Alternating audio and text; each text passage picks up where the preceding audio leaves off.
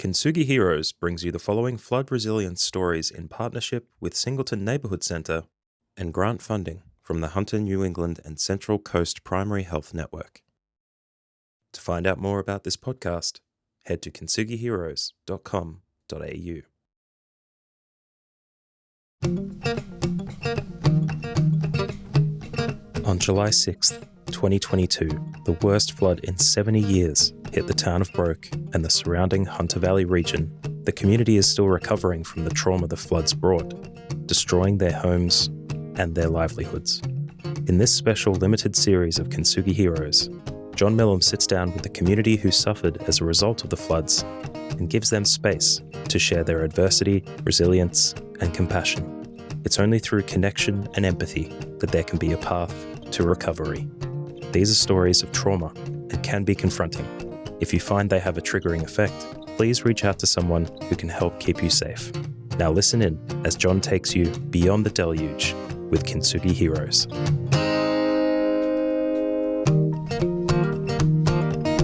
So, listeners, welcome back to Kintsugi Heroes. And today, again, we're talking about, in our Stories That Matter series, we're talking with people who have been a part of the Hunter Valley floods of 2022. And today, we're very pleased to introduce Annie Cossins. So, Annie, welcome to Kintsugi Heroes and Stories of the Flood. And, of course, you don't not only live in Wollombi, but you're a part of the Wollombi RFS, which played a big role in the floods. And I'd like to maybe start by letting you introduce yourself to the listeners and tell us a bit about yourself and your history with Wollombi. Yeah, sure. So my name's Annie Cossins. I've lived in Wollombi for 5 years full time, although I've had a property here for 24 years. Part of owning a rural property is dealing with the two kind of dangers for us, fire and flood. Certainly when I joined the RFS 12 years ago, I didn't imagine that part of our work would be flood work. So in 2022, I mean, my house wasn't affected at all. Things like roads get affected and your kind of external infrastructure, if you like. But a lot of us, well, most of us were flooded in, as in we couldn't drive out anywhere because Wollombi during the major flood, which happened, I think July, August. I can't remember the exact date. I'd have to. 6th of July. Yeah, 6th of July it was. Yeah. So during that major flood, when it was the second highest recorded level of the Wollombi Brook, I think it was 14.3 metres. Everything on the floodplain was affected. So unfortunately, I guess, the Wollombi pub, which is an iconic part of our village, plus all the houses alongside the brook. And people love building there because it's picturesque. They went under. So because we were surrounded, there was no way in or out. The SES couldn't get to us, the Wollombi Brigade. We became the flood clean-out group, if you like. We started calling ourselves the Rural Flood Service because we ended up cleaning out about 40 structures, houses and sheds. Wow. The pub, of course. So I have to say it's very confronting work. Floods, when floodwaters enter a house, the violence of the water or the power of the water, it just tips everything on its head. So Yeah. I can remember walking into places where all the couches, the refrigerators, everything had just been tossed into the middle of the room. So the floods, they enter at full volume, and when they leave, everything just drops. Yeah, wow. And the amount of mud, it's something that flood victims always talk about, the inches, not just millimeters, the inches of mud that's left behind, which of course has got probably all sorts of bacteria in it. So our job was to remove all the furniture, the sodden carpets, everything that we could, and we would just spend hours and hours hosing out the mud. So yeah, it was hard work, physically very hard. We got a lot of help from the Defence Force in Wollombi, Mm. young men who were stationed at Singleton. Most of them had only recently joined the Defence Forces, and they were great to work with, very willing, Mm. capable. So yeah, we ended up just kind of being a great team together in that regard. Yeah, so yeah, like it's interesting you talk about the rural flood service. Of course, fires are a big challenge for that area. And in 2019, a massive impact from that experience. So, did you focus on fires? Was that your brief? I know you train and do backburning and so on, or do you actually have a like an emergency services, sort of focus? When we train to be firefighters. That's our job, and then we can do further training to become village firefighters. So we do a range of things: bushfires, structure fires, vehicle fires, any type of vehicle we could come across. So that happens a lot around where I am. The occasional structure fire, quite a lot of vehicles crash around here. Mostly they're tourists. Yeah. During 2019, we got it was the biggest campaign fire around Wollombi ever in our history, because we was surrounded by 4 fires at one stage. And it's only recently that we've started to engage in what's known as flood rescue work. So the RFS has sent out to each brigade a flood a series of flood rescue kits. We're not like the SES. Yeah. Necessarily we won't necessarily be trained to do swift water rescue. We might. Mm. That's sort of on the cards, but at the moment we do have the equipment to do rescues while we're on land and someone, is trapped Mm. in water. So we've got the capacity to do that. Some brigades will be issued with a flood boat. We still don't know if we're going to get one of those, but I know certain brigades have been selected for a flood boat. Wow. So, and that obviously responding to needs. It was interesting because you mentioned your place wasn't impacted by the water as such, and that's because you live on the hill. I like how like some people are on the hill and some people by the river, by the brook. But of course, everyone in the community is impacted. Hmm. Yeah, people are impacted in different ways. So I know the people who live on Paynes Crossing Road, which is the road that leads to Broke, they were impacted for a very long period of time because they're often flooded in for around 3 weeks. I've got friends who live in Buckety, which is the little area south of Wollombi, and I had friends who, well, they had no electricity because the electricity had been cut off. I'm lucky I've got my own storage capacity at my place, so I don't lose electricity if the, you know, general infrastructure goes down. So they had no electricity. They had a generator, but they'd run out of petrol or fuel for the generator. Mm. So it's hard living. You've got no electricity, you've got no lighting, you can't access water because all of us around here, we're on tank water, so we're dependent on electrical pumps to Mm. pump water from our tanks into our kitchens and bathrooms. So life can get a bit basic Mm. when you don't have electricity and you can't access water. And then of course people can't be contacted because Yeah. the phone lines are down and they can't charge their mobile phones. So things do get a bit compounded. I think after that experience, people, people have rethought some Yeah. of their, um, what they need to do for the future, like maybe get a better generator or stock up on fuel or get battery power so they've got power when the grid goes down. Yeah, I'm sure a lot of lessons learned. It's interesting you talked about the process of clearing up. The RFS was, engaged it for a long period of time cleaning through those structures and so on. That was sounds terribly challenging work. How did you go with both the emotional and the physical tax? Look, I think, I'm an experienced firefighter, I'm a deputy captain. There's it's not that you learn to switch off. I mean, I used to do, very confronting work in my day job as well, so I just get on with the job. That's what we do. We're trained to get on with the job.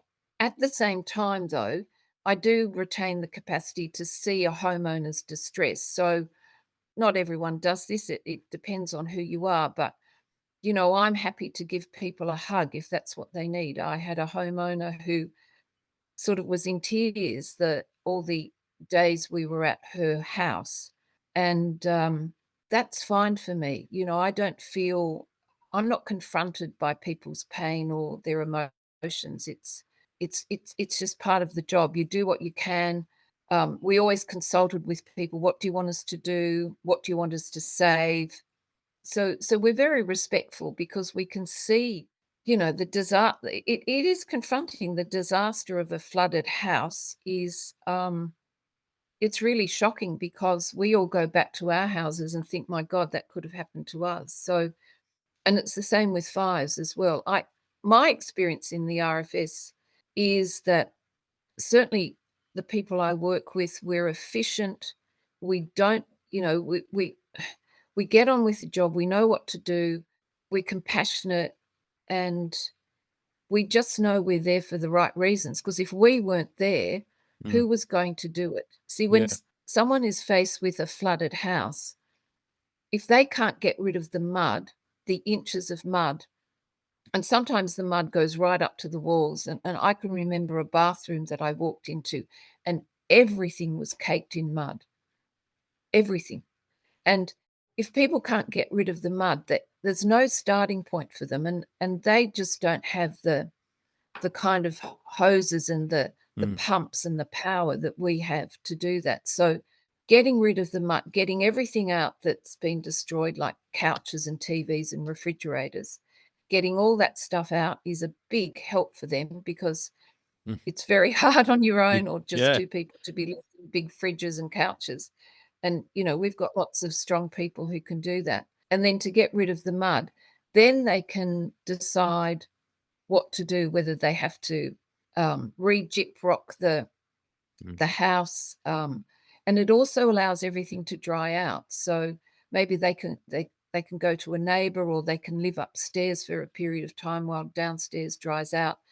We can pull out the kitchen. We do it all. We'll, mm. pull out whatever they want so they can then start from scratch, as it were. Amazing. So, and of course, the RFS is embedded in the community, right? You are members of that community. Um, Yeah, and yet when, a situation happens, how did you find, like, obviously people look towards organizations like the RFS to help them. And then yeah. there's a lot of emotion in that. How did you find that? What were the expectations you encountered, and what was the reaction to your assistance? Oh, everyone was just grateful. There was, there was certainly, yes, there were tears, but everyone was just super grateful that we were there, because if we weren't there, who was going to do the job? I mean, Yeah, yeah. as far as I know, governments don't have employed staff to come and sort out a flooded house or flooded structures, or uh, Mm, you know, the RFS and the SES are really important services. It would cost sometimes we think about it, it would cost the state government millions of dollars to employ the number of people yeah, that volunteer for the SES and the RFS. yeah. So people are very grateful, and I don't mind the hard work. It is physically hard work. It can be very confronting work. I don't know, that's the job. That's what I personally signed up for. Which is, a wonderful commitment. It is quite a large commitment into doing that, but pays dividends when you're available for the community. Yeah, that's right. And we get a sense of achievement. It is a human need, perhaps, to help others. Mm. And we Re- get a great sense of, well, it's a disaster for that particular family, but we've helped them take the first step to recovery. Yeah, and you talk about taking the first step. What were you seeing in, the people's, first of all, the tragedy of the event, and then the need to start again? Oh, a lot of people just don't know what to do, and that they don't know where to start because they're so emotionally impacted. They're fretting and they're anxious and they're still recovering from the trauma Mm, of perhaps being in the house when it was flooded and wondering if they were going to survive. So they're dealing with a lot of trauma. We can come in, help, not so much help them with the trauma because we're not psychologists, but we can help restore, to some extent, normality, mm, mm, or take the first steps towards normality. And that then allows them psychologically to see that there is a pathway out of the trauma. mm. That's the way I see it anyway. Yeah, it's a great perspective. Did you see that in action in your, when you were doing it? Did you see people, you know, start the process? Yeah, absolutely. If a homeowner could, they would work alongside us, and we'd go back the next day, and we could see how much we'd already done, Mm, and how much more that they might have done overnight, and then they would have other, chores for us to to deal with. But yeah, it does take months. It can take a year or more for people to get back to the situation they were in before the flood, mm. but it's creating that pathway for them, and then they can get in, the builders and the carpenters, or the kitchen designers or whoever, to fix the place up, maybe redo the flooring, put in a new kitchen, that kind of stuff. Yeah. I know one couple who actually had to move their house, and they've managed to do that. So Wow. their recovery has been sort of like a 2-year process, but if Yeah. they didn't move the house, it would end up being flooded again at some point. It can be a very expensive process because, most of the people we helped out weren't insured because they were on the floodplain. Wow. My goodness, that's another, traumatic experience on top of the physical one. Yeah, So that yeah. so the community's carrying a lot of that. A lot of members had, the actual trauma of experience, as you said, potentially at risk of their lives, right? And then, everybody is sharing in, the economic impact and the social impact of that. What do you think? How do you think the community has coped? Oh, look, often you'll hear politicians say, "Look, we're a very resilient community." I just think people naturally are. I think it doesn't matter where you go, people are resilient because, and that resilience will vary from person to person, household to household, but everyone wants to pick up the pieces and get back their normal lives. It seems to be a natural human instinct. I just see that over and over again. There is naturally, I think, a period where people emotionally fall apart, Mm. but then they gradually get it together, as it were, and they start rebuilding in whatever small way they can. I just think that's what humans do. Oh, that's a really positive way to look at this. Yeah, Yeah. and if there's someone to help another person along the way, isn't that what we do as humans? I think that's the whole point of having voluntary organizations. Like, why do people volunteer hours and hours and hours of their time for Mm. free? Yeah. So it has to be this human instinct to assist, to help, and I suppose if you help others, then you're helping your own community as well, the thing that you're fundamentally a part of. So now, that, like as you say, people are still going through and still focusing on recovering. What imagine, that you were given a warning now and somebody came to you and said, "Okay, Annie, what do we need to do in preparation?" What would you now do? Oh, in terms of giving them advice, well, I guess it depends where they live. So if around Wollombi they're on the floodplain, and there are people who still live in the houses that were flooded, so Mm, mm, they know that they're vulnerable again. Yeah, what would you say in terms of preparation? I think the best thing would be if they're going to continue to live on the floodplain, they mm, need to leave for their own safety before another flood happens. Certainly for people whose houses weren't affected but they were flooded in, they really just need to have the equipment, and that's a monetary outlay. So I had to outlay a lot of money to get storage batteries. I'm on the grid, but mm, once the grid goes down, I now have a battery storage, so I can run my own electrical system, if you like. I would mm, certainly recommend that. I would recommend, and we most of us do this anyway, having the sorts of things in your pantry mm. um, that allow you to eat for maybe 3 weeks. If the electricity goes, then everything in the fridge and the freezer will not be edible after a certain period of time. So, yeah, there has to be thought about that, and have lots of fuel if you're going to be dependent on generators. I know some people use their generators just for a few hours each day to keep the fridges running, and then overnight the fridge would be cold enough to keep their food cold, and then they would run it again in the morning. So yeah, good generators, lots of fuel, lots of food, and think about moving out of the floodplain. Yeah. And of course, that's tremendous, practical advice. What about is there a way to prepare for the trauma, like the psychosocial, emotional impact? Mm, probably not, because, well, do people get used to it? I don't know. I know there are people who've been flooded time and time again, and they still live where they are. So I expect that up to a certain point, they might be used to what's going to happen.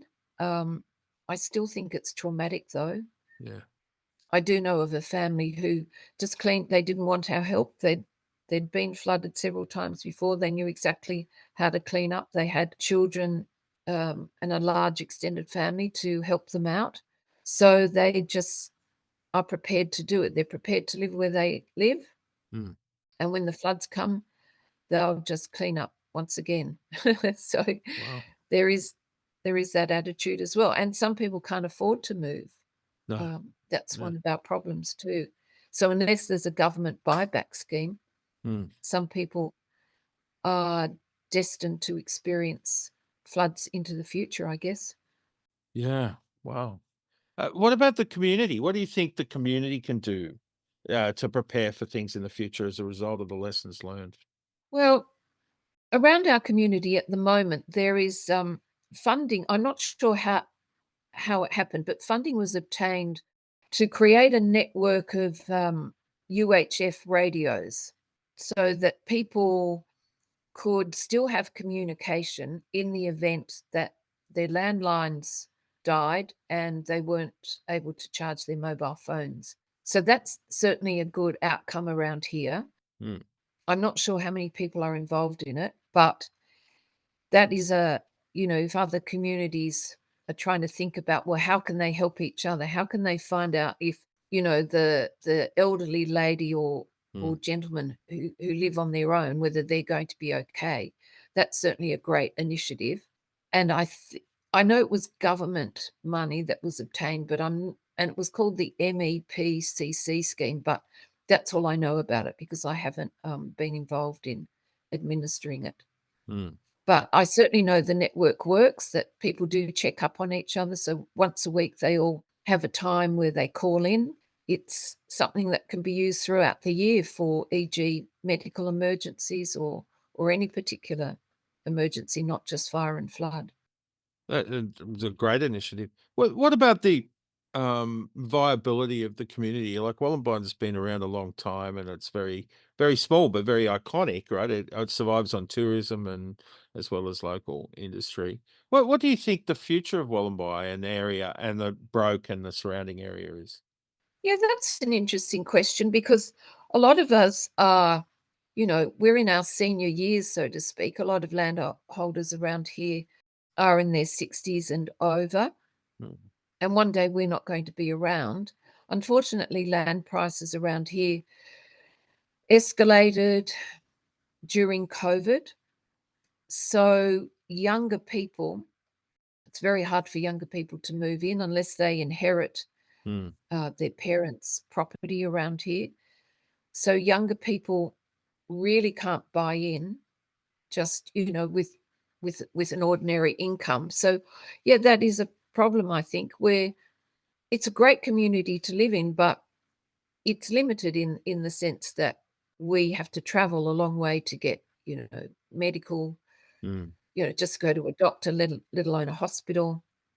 So there's always limitations about living in rural areas. Yeah, yeah. And you have to really love it out here to accept those limitations. What will happen once, say, in the next 20 years when a lot of land owners here will either be in nursing homes or possibly in the grave, and I think about that myself. I don't know who will buy these properties, given that they're not particularly cheap. So it's yeah, it's a question that we talk about, but we don't really have any answers.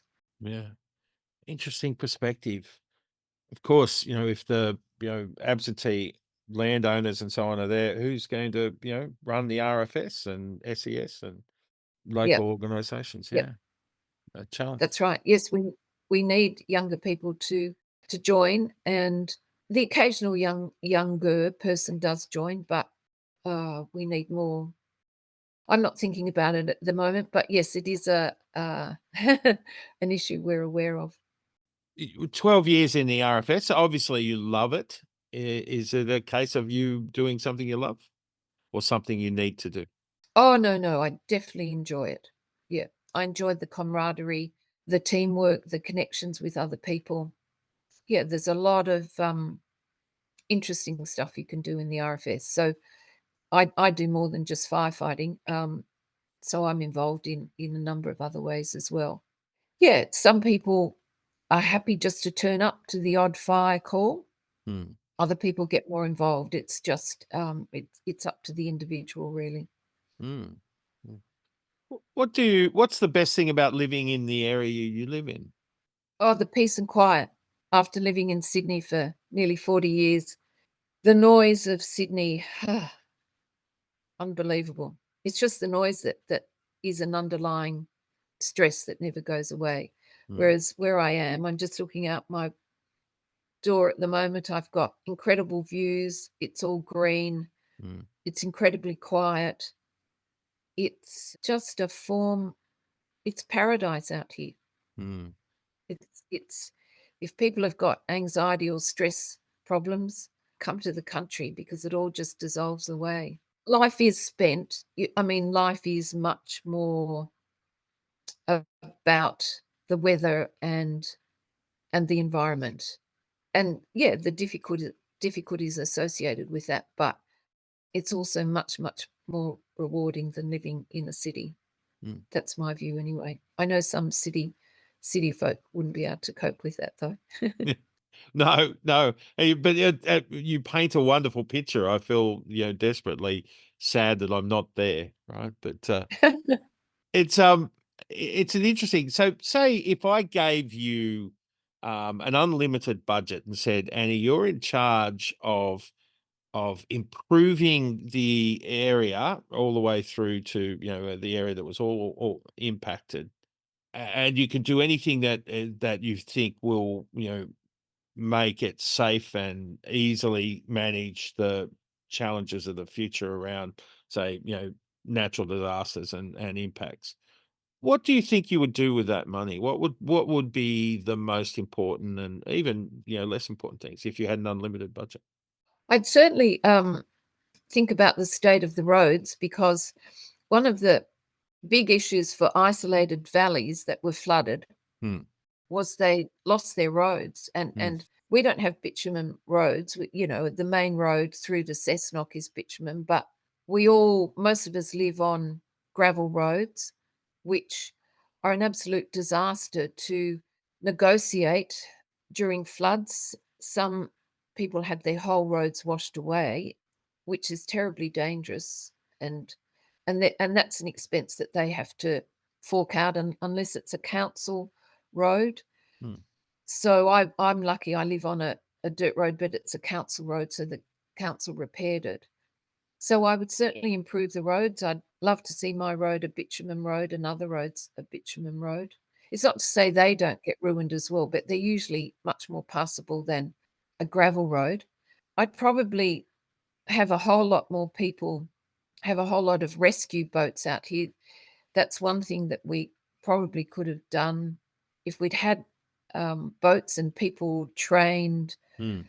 to deal with those boats in floodwaters. We could have helped a lot more people a lot sooner Yeah. in terms of access to just food and medication, things like that. So that would be one thing. And I would, people on the floodplain, I'd offer them money to buy back their houses if that was the thing keeping them on the floodplain, Mm.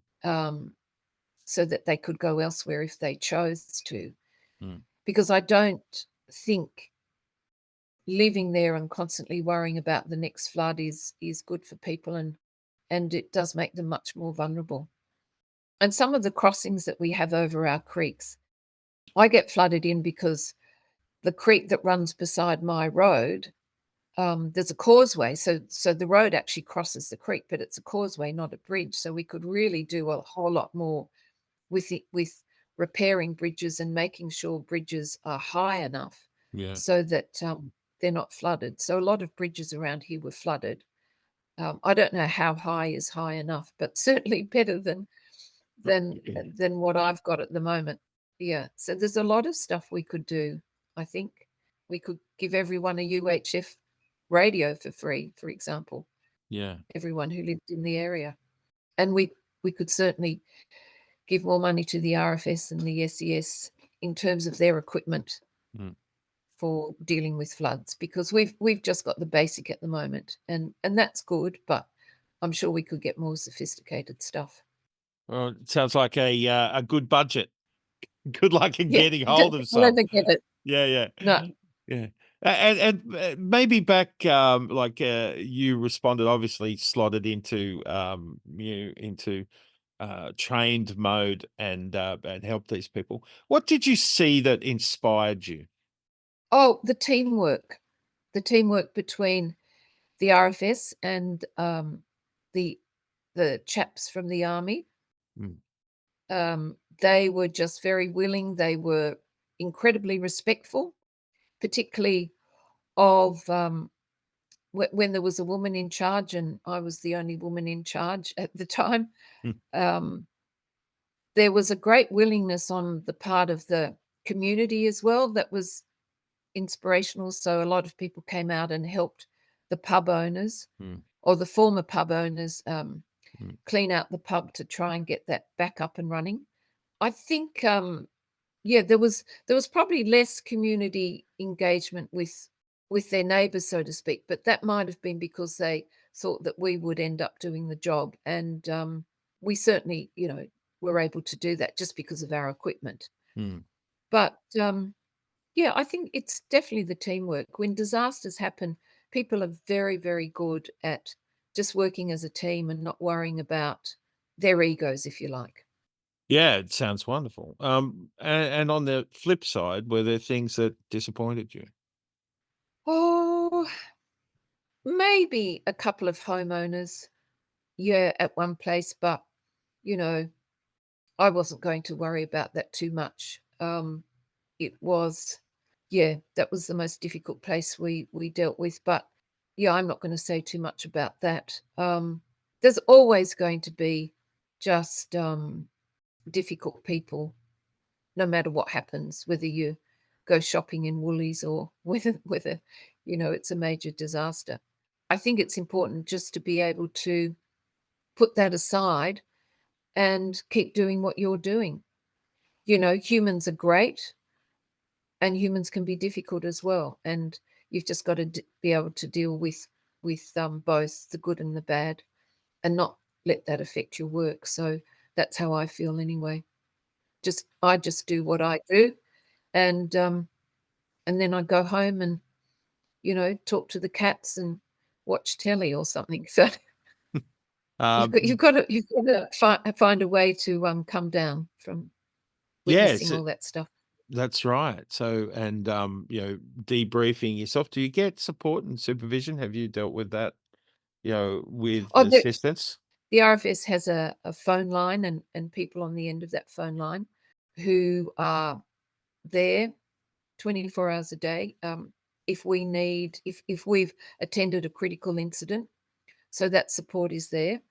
I usually just talk to friends, myself, other firefighters. It's always good. Sometimes, black humor gets you through. You've got to be able to laugh I think during a crisis, just to help you keep going. Mm. And one of the advantages, of course, is just having a peaceful place to come home to without any, crazy stuff around. That's really what helps me. So I talk to friends. You've always got to talk to someone who's on the same wavelength as you, someone who's got enough empathy to hear what your particular trauma or sadness is. And there's certainly enough of them around for me. Yeah, yeah. Now, Wollombi tends to be, has a very village attitude. How do you feel about the other local communities? Are you connected? Is that useful? Like, you share so much experience. Yeah. Oh, absolutely. Yes, there's a lot of local groups in Wollombi that do different things. I'm a part of a couple of others, and I help out with some of them if they need it. And yeah, there's a lovely community here. There's a lovely group of women that I'm a part of, and they're just nice, easygoing, fun people. It is lovely. It's something you don't get in the city. Like I say, I lived there in Sydney for nearly 40 years, but Mm. you can live in the street for a couple of decades and still just be saying hello to the neighbours and not really engaging in much more than that. But here in Wollombi, everyone stops for a chat. Yeah. It's a very different state of mind. People want to connect in a village. Yeah, it's lovely. Well, you've certainly painted a wonderful picture of your environment, your community, and I'd like to acknowledge the effort. Like, I could not imagine how much effort was involved in cleaning out post-flood 40 structures. So wonderful work, Annie, and you and the crew, and of course the RFS and SES does an amazing job in so many places. As you go forward, what would you like the RFS, and in particular your group, to be able to do, or to have, or to be seen as? We'd really like a flood boat, and we might be getting one, I'm not sure. That would really, really assist us enormously in this community. Just like the East Coast low we had the other day. I mean, Yeah, who would yeah, have thought yeah, we weren't as bad, not nearly as badly affected as the Illawarra, Wollongong, and some places in Sydney. But this is the problem.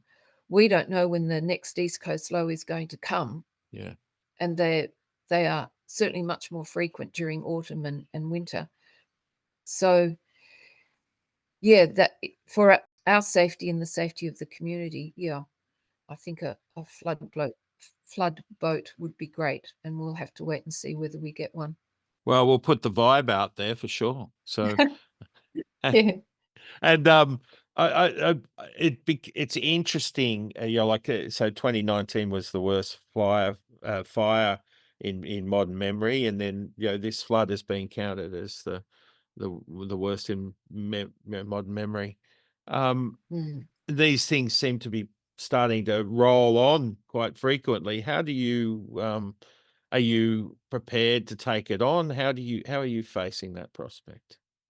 I just know, look, because I've had a property here for 24 years, I know what to expect. I don't panic about it. I'm not in a state of anxiety. I know how to protect my home from fire. You know, with a crew back in 2019, I saved my house Mm, at about 4 a.m. one morning. wow. I know what to do. A lot. The more people we can train about how to prepare their houses for the next, certainly fire disaster, the better. Mm, And we do that at Wollombi Brigade. It's a great brigade. We're very engaged with the community. We've had a philosophy for many years of trying to hold workshops to educate people about what to expect, have a bushfire plan, how to create a safe environment around their house, how to make their house safer, and when to leave if that's what they choose to do, and the dangers of staying. So we do that at Wollombi. Of course, you know, deep inside, I fear losing my home because I've seen houses lost. mm, I think everyone around here has that fear in the back of their minds. And yet we still live here. So we're willing to take the risk, but we also know, and neighbors, friends, will often say, look, your house is vulnerable. You could do X, Y, Z to make it less vulnerable because, in our area, we only have 8 fire trucks. So, and there's, 3 to 400 properties out here. So it's easy to do the maths. So yeah.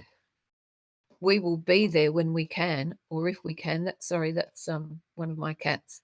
Um, Yeah, no. his name. He's obviously got a strong opinion about fires Oh yes, and he floods. was very traumatized during the 2019 fires. Poor thing.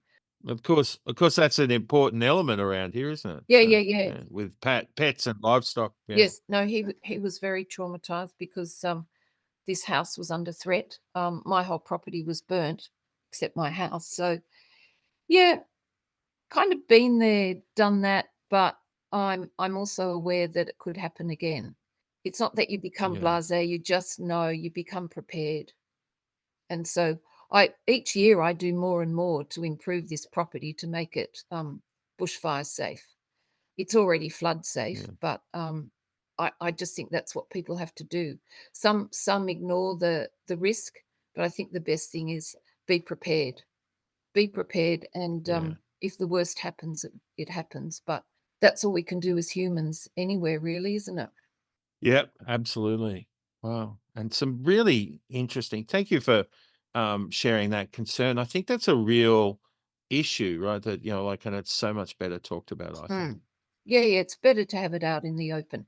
And we're always happy to go to people's places and give them advice, about how bushfire safe their property is. That's something we've done in the past.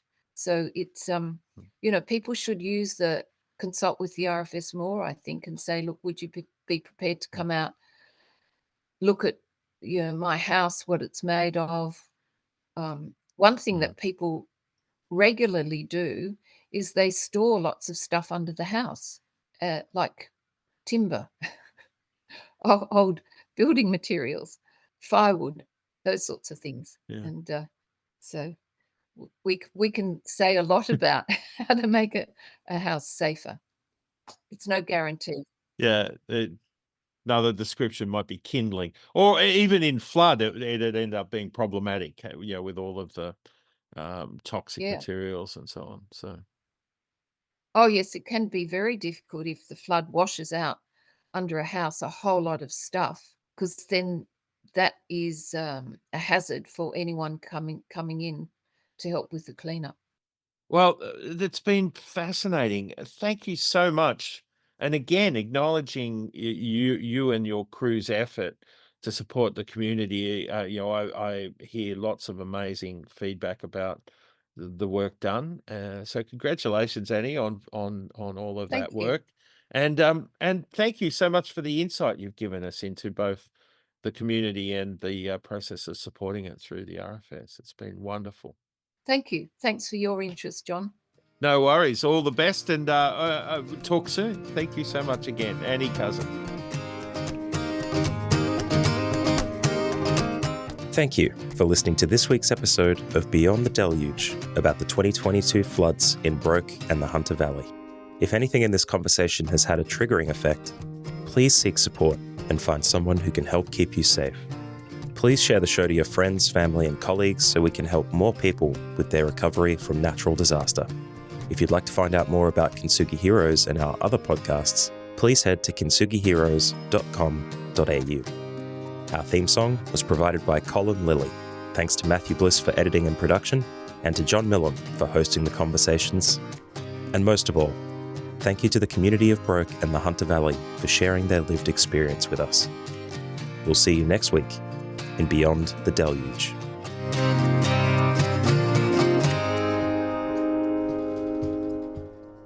Only when it's broken. Only when it's broken.